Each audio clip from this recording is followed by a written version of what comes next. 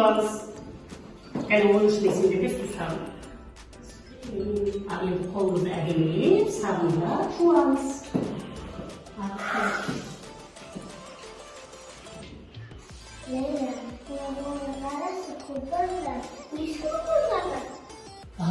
Онда мына су сабында қолымызбен жуғанда көпіршіктер пайда болады. Ал ол көпіршіктер қолымыздағы көзге көрінбейтін микробтарды жояды.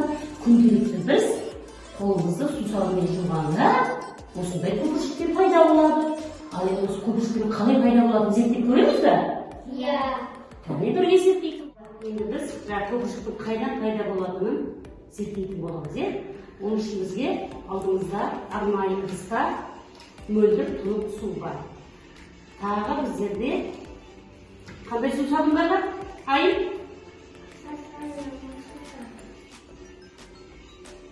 Қолға арналған су сабын бар. Және де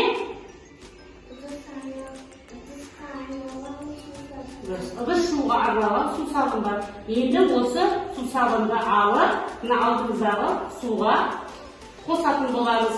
Аз мөлшерде қосамыз.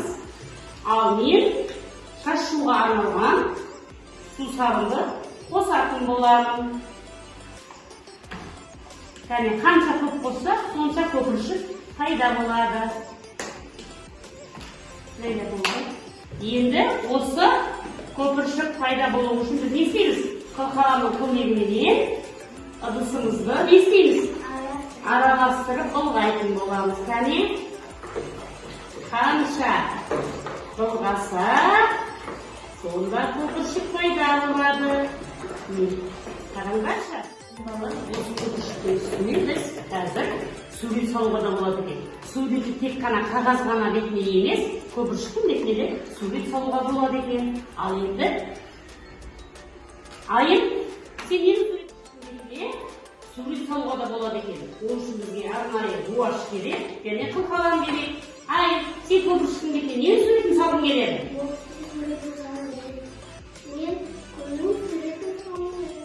Және олай болса суретімізді салуға бастаймыз. Ал мен гүлдің суретін салғым келеді.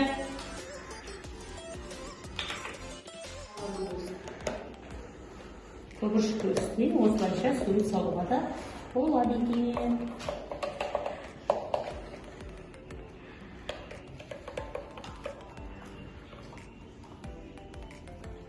Ал мен де қыздар гүлдің суретін салдым мен.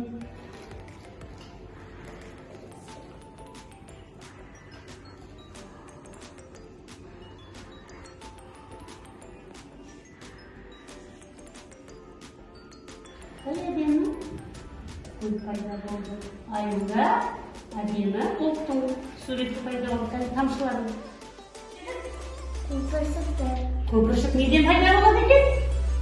Арнайы қол жууға арналған су сабыннан, шаш жууға арналған су сабыннан, және де ыдыс аяқ жуатын су сабыннан пайда болады екен. Көпіршіктің бетіне сурет салуға болады екен?